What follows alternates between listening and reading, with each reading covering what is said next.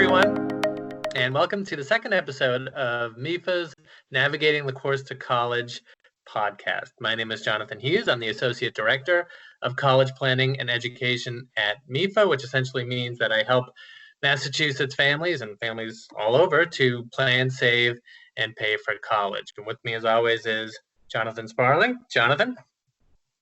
Yes. Hi, everyone. Jonathan Sparling here, Associate Director of College Planning and Education at MEFA.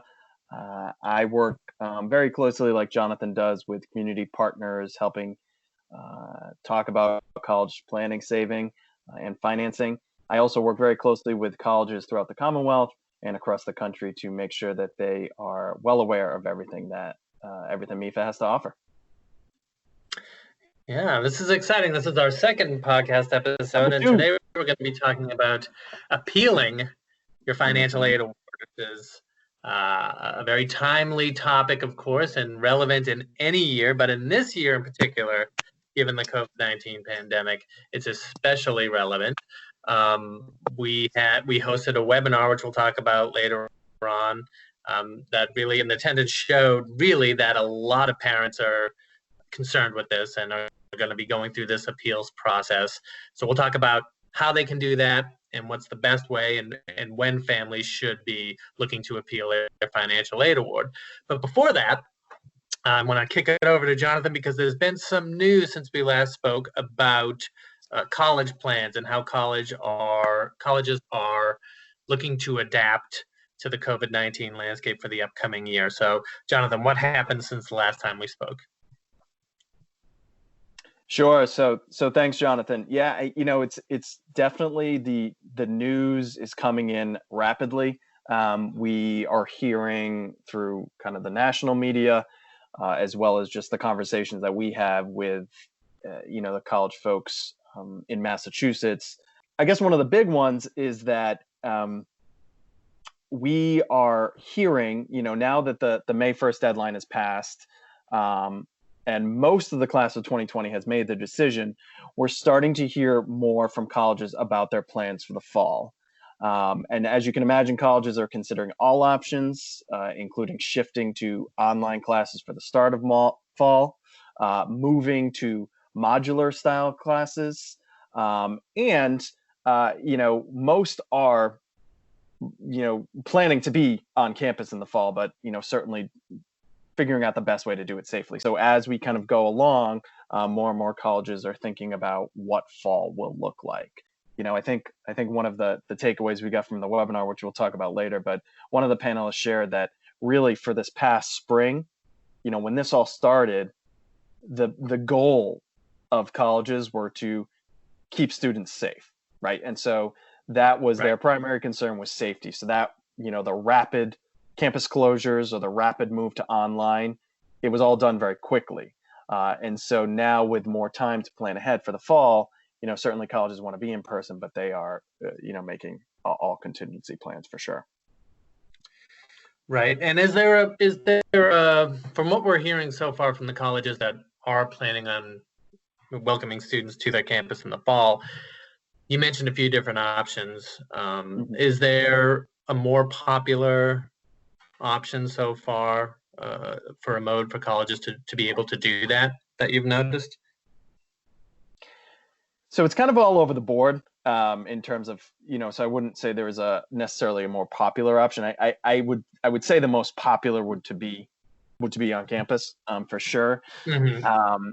But I think one that is sticking out in my mind, I don't know if it's necessarily the most popular, but would be to think about, traditionally students are taking 5 classes a semester over the course of 14 weeks, maybe tightening those semesters to shorter 7-week terms, and then only taking 2 or 3 courses per term. And so what that does is it allows you to, if the classes do need to be delivered virtually, you're only juggling 2 or 3 classes versus 5.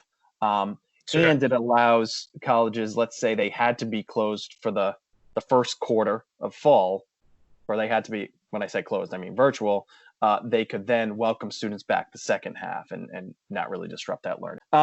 Kind of another big or another piece of news that came down last week was had to do with really a reassessment of testing policy. So on Wednesday of last week, NACAC, which is the National Association for College Admission Counseling, professional organization, they they expressed some concerns about testing companies' proposals for at-home administration of the ACT and ACT later this year, as well as some of the revamped AP advanced placement exams that high school students will take online in May.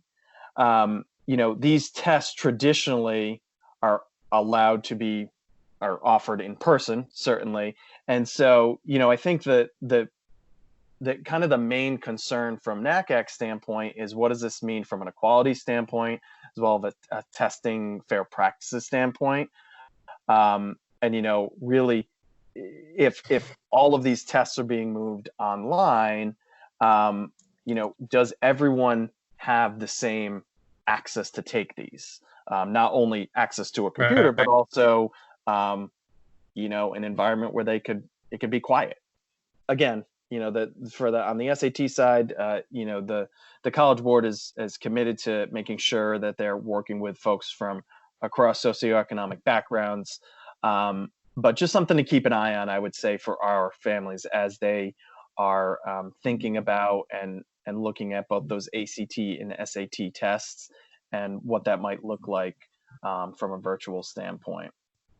The other side to that is some colleges and some college systems, state university systems, are switching to a test optional platform. Is that something that they are suggesting colleges do, or urging colleges to adopt?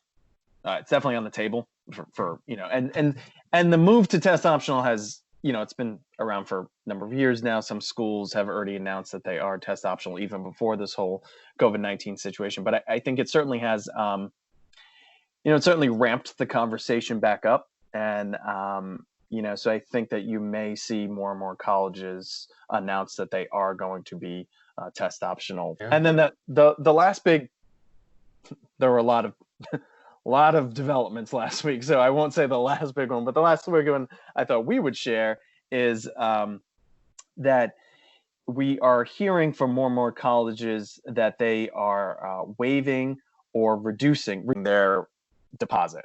If the schools that you're still balancing have pushed out their deadlines, and so you still haven't committed yet, I would just check to see if it's been reduced or even waived.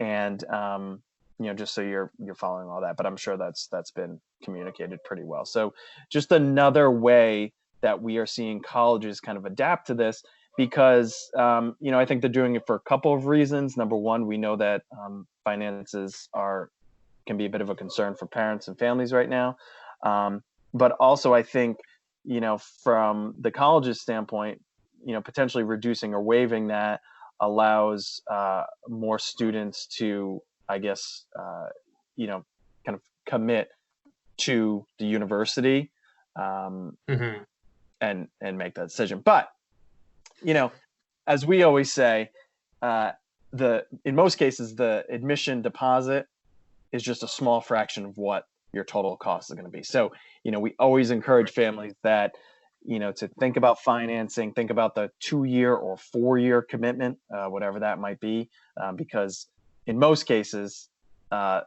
even the normal admission deposit would be, a fraction of total cost. We're going to start a new segment now where we ask. Episode 2, new segment. We're gonna ask listeners or viewers, however you're ingesting this information, to send us questions.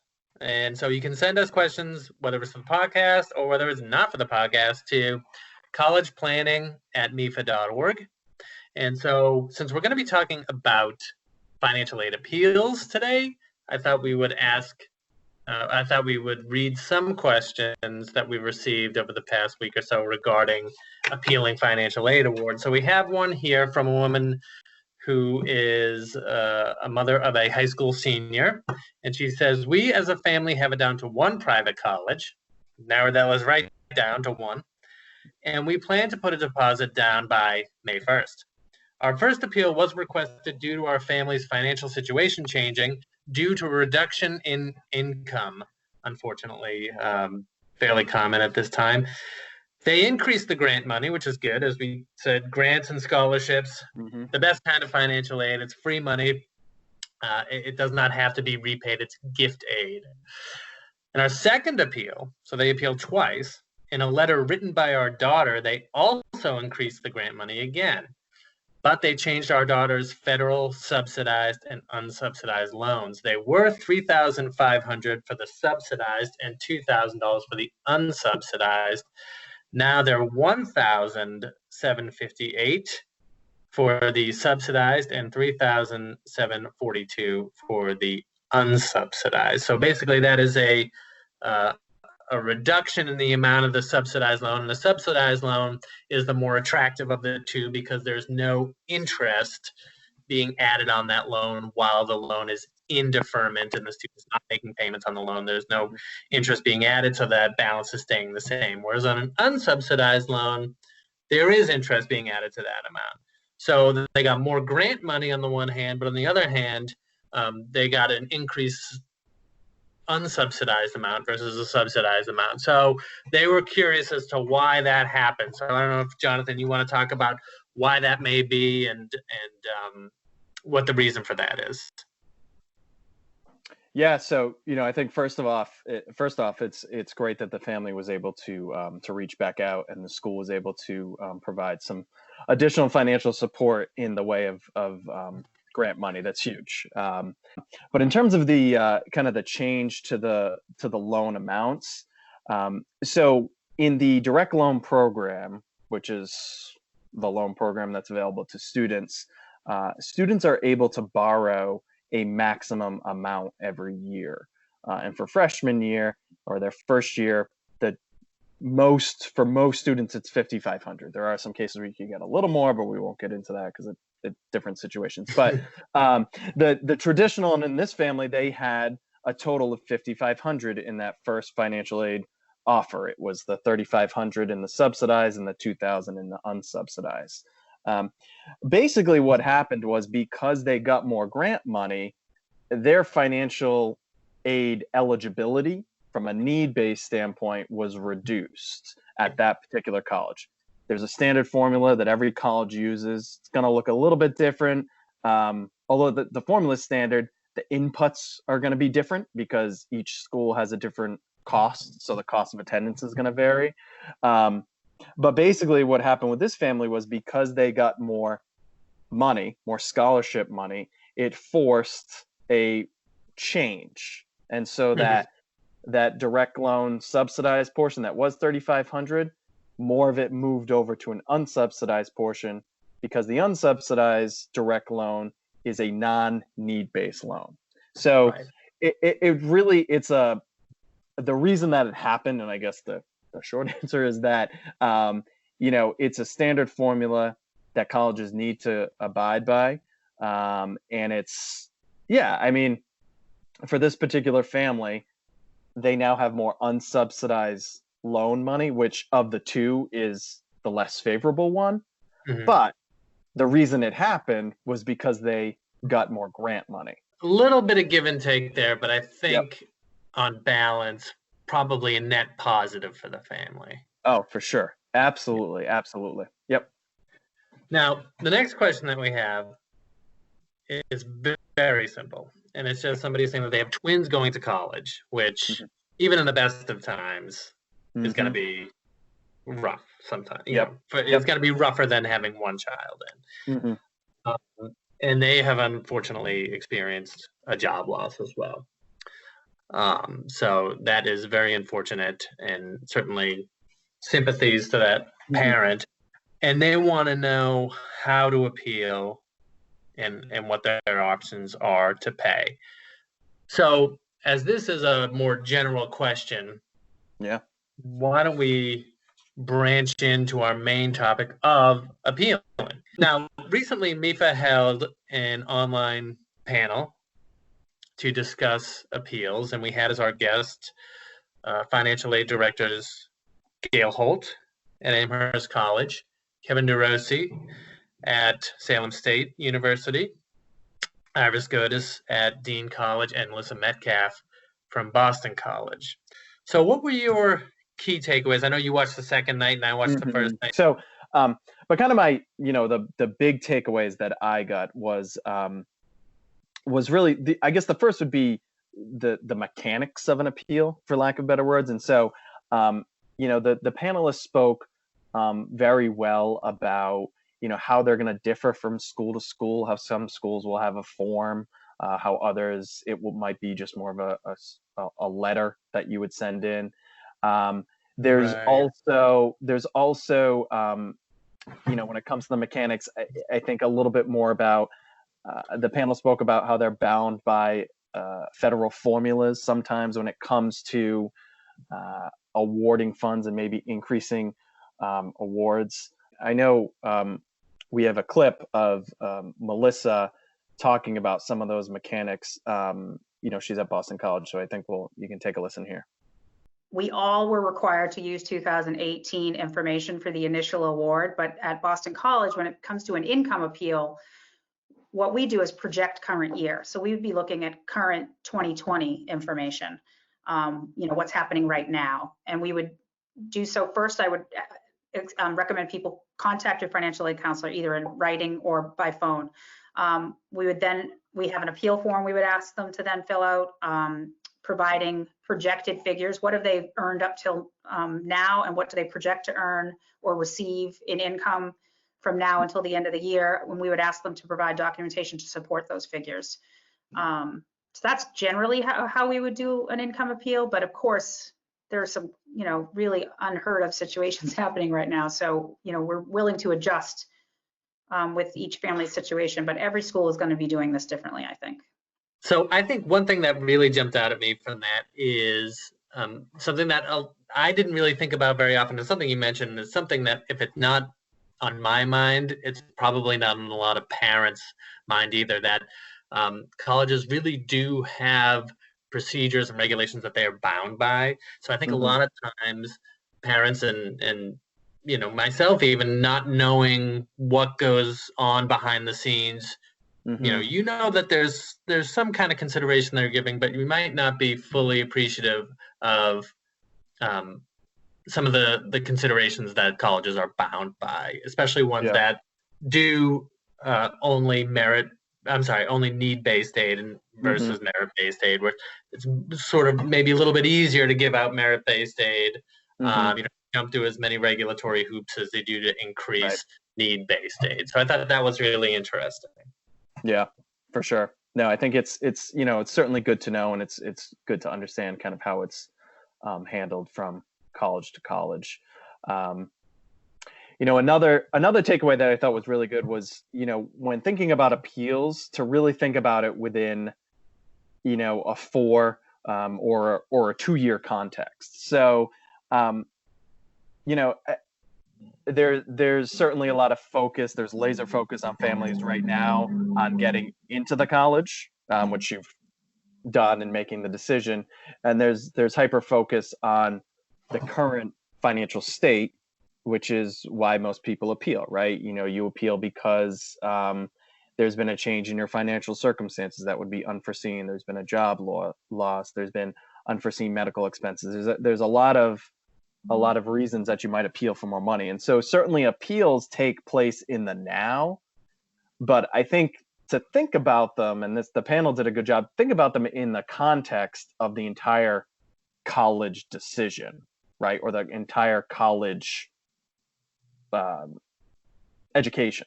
And, even if you were able to appeal and get a little bit more money from a need-based grant or a little bit more money in a merit-based grant, would that still be a sound financial decision to go to that college? And so I think that's, and as I mentioned, it makes total sense for us to focus on the now when it comes to the appeal. But, as we talk about all the time at MEFA, think about it in the larger context of the entire educational decision. And so, ask yourself, even if I do appeal and get a little bit more money, is that still going to be enough Right. And am I still going to feel comfortable? Is it still a sound financial decision to go to that college? Well, also too, I mean, I think a couple of folks mentioned on that panel 1-year grants, right? Yep. An increase in 1-year grants. So it is a good idea for parents if they do see an increase in whether it's need-based grant or merit-based scholarship, to ask about the likelihood that this is going to be extended from year to year. So that was interesting. I think that's right on. The other thing that I was thinking of too that really interested me and it brought me back to a little bit of what we talked about in our first podcast when we were hearing from families of, sort of what we'd be hearing in any year, right? They still have a college decision to make and they're not really focusing on the COVID-19 outbreak. Well, colleges would still be managing appeals at this point, right? So they'd be managing appeals on their incoming students and on their existing students, right? Because students who are in college now, whether they're freshmen or sophomores or juniors or seniors, also have changes that they're dealing with, right? And also need to go back to the financial aid office. And it's always a good idea, even if you're a current student, if circumstances change, to keep in touch with your financial aid office. And I think we do have a clip of Kevin DeRossi from Salem State talking about that. So why don't we take a listen to that? Right now, what we've done at Salem State is we've kind of broken up our appeals into 3 categories: pre-COVID, current COVID, and incoming and fall. Right now, we've shifted our focus to work specifically with students that are currently enrolled and being impacted by COVID in this current semester. So we've not put aside, but we've kind of pushed a little bit to the side incoming and fall appeals, and our primary focus right now is just working on our currently enrolled students who are experiencing financial hardships and difficulties in this current semester to process their appeals as quickly as possible and hopefully be able to get some additional financial support for them. Right. So good to hear that from Kevin. And one thing that we haven't really talked about too much that I do want to emphasize right now is how important documentation is. And it's been mentioned a lot in that webinar. Do you want to talk about it? As somebody who's worked in a financial aid office, right? How important is documentation to this process? Yeah, it's a huge, I guess, is the that's my word I'm going to use. But yeah, it's very important. I think that's the word I was looking for. I know. That's what you were looking for. I was like, let me tip on my tongue. So it's, but no, seriously, it's for a number of reasons, as you can imagine. Documentation is important for the school records, just to kind of have on file. So if there is any changes to financial aid and folks, schools are constantly dealing with audits, especially when federal funds are involved. So just having that documentation of why changes were made. From an institutional standpoint, obviously documentation is important, that if a school is increasing any merit money that they might have, again, just to have all of that in one place is important.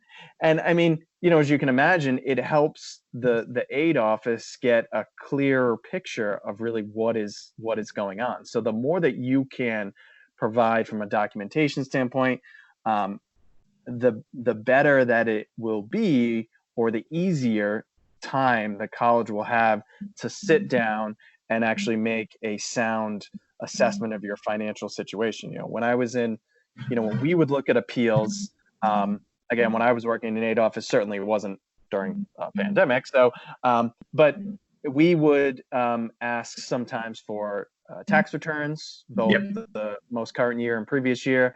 We might ask for any unemployment documentation that could be provided. We might also ask the family to put together just a kind of a simple family budget. And, your finances tell one story, but perhaps the budget tells a little bit more, because aid offices are really limited in that initial data that they have in some cases. So, the more that you can provide just the more clear picture folks will have. And I think from a what's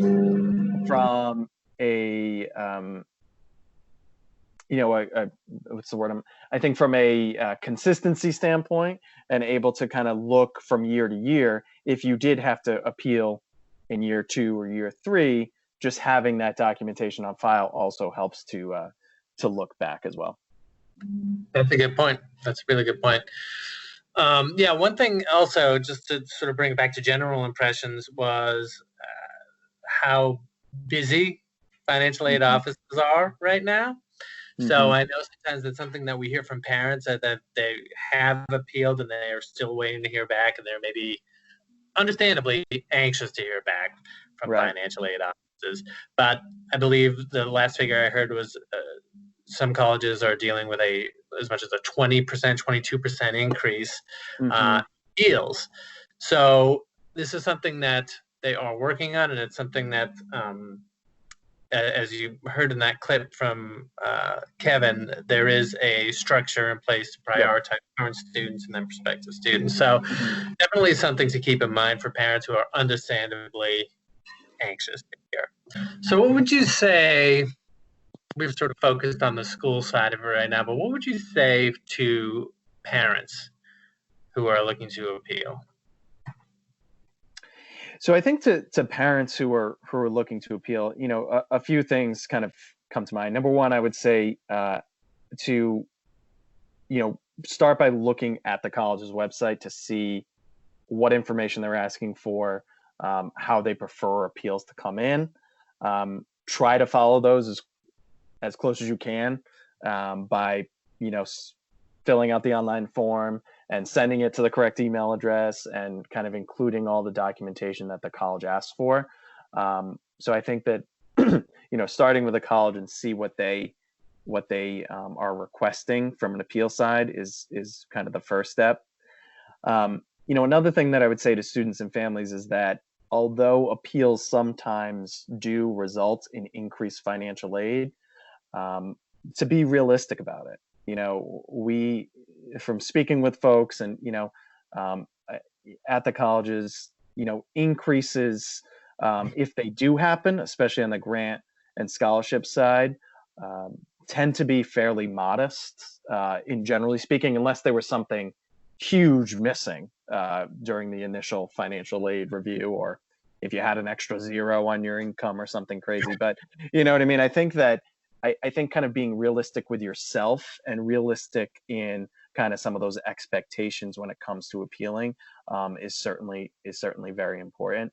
And then finally, I would say to students and families that, if you have submitted an appeal and you think you've done all the paperwork right and you are, anxiously waiting and you are at that point where, the results of the appeal could be the make or break decision point. Again, assuming your school has pushed out the decision to May 15th or June 1st or later. If it's been some time, call it a week and a half, it could be worthwhile to reach back out and just, something simple. Hey, submit an appeal. We're really hoping that you were able to review. We're anxiously waiting, to hear before we make a decision. I think that, as a lot of the panelists said, and as Jonathan said, April is normally the appeal season on the college campus in the financial aid office. And this year it's gone huge. I mean, it's so much busier. There's so much more to consider. And so, a message won't hurt.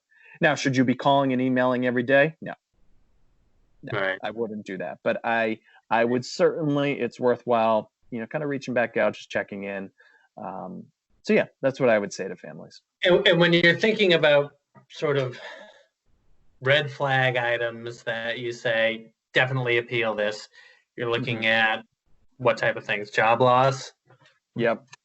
Job loss, definitely changes in income. We know a lot of folks are dealing with reduction in salary based on COVID-19.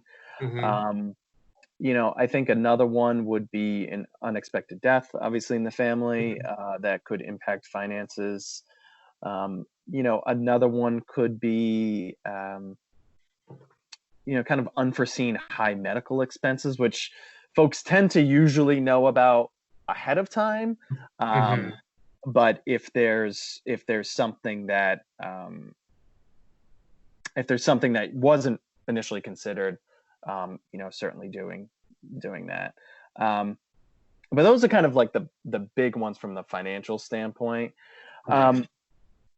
Something less utilized, but certainly something that we're hearing, and you and I were speaking before, is families do reach back out simply to because they got more money at another school. And so, a couple different schools of thought here, and a couple different ways that it will be handled at some colleges. But you can certainly appeal your financial aid offer if there haven't been major changes to your financial circumstances, and just like, hey, I'm appealing because this other university gave me more money. Sometimes it'll work, sometimes it won't. So I think that it's really a college by college. Yeah, and I feel like a lot of parents, when they use the word appeal, mean specifically that. Can you use another financial aid offer as leverage at your top choice school? I always tell them, you can do what you want. You can, yes, you can do that. As you say, it may or may not work. And I remember we had a big discussion with a lot of our ambassadors who work at college financial aid offices about how they handle it when parents do that. And no shock, it differed from school to school. Some schools said, what I would say is, oh, you got that great financial aid package from that college, you should go there. And some colleges will say, well, I would look at it and see what I could do. So it really depends. I always tell parents, make sure you tell the school how much your child wants to go to that school. Explain it's the first choice school. You've got this financial aid package from this other university. It would be great if you could do what you could do to try to match it. But also another great piece of advice that I got from one of our colleagues who worked in a financial aid office was financial aid offices, well, in her experience, they found it easier to meet a request, an actual concrete number request. So they always like to see if a family had a plan in place to pay the college cost. So they knew that they were going to get an asset from this family member, or they were going to borrow this amount, or they're going to use this amount in savings. What they just needed was that extra X amount of dollars from the college. So obviously nothing is a guarantee, but that's an easier ask to a financial aid office than sort of just saying, what else can you do for me? Yeah, I think that's a great point, and that's certainly a good insight from that from that individual. And I always like to say too that the aid offices aren't in the business of taking money away from you, right? So if you appeal, the kind of the worst that will happen is it will obviously not be accepted, unless of course you appeal and your finances are way higher than what you initially, you know what I mean? Like if you appeal and you're like, actually I make, and it's like, no, like which would have been covered anyway. So it's like, it's not, but again, that's so rare, that almost, I won't say never happens, but it very rarely happens. So yeah, I mean, colleges are not in the business of taking money from schools. So yeah, I think it will vary from school to school in kind of how they handle that situation. Well, financial aid offices are not in the business of taking money away from you is a great ending point for this episode. So unless you have anything else? No, I think I'm good. All right. Well, that about does it for MEFA's Navigating the Course to College for this week. If you want to talk to us, please remember you can visit www.mefa.org for tools and guidance on all aspects of college and career readiness. You can also call us at 1-800-449-MEFA. and email us once again at collegeplanning@mefa.org with any questions that you may have. If you like this podcast, please leave us a good review on Google. Other than that, good luck with all of your futures and stay well.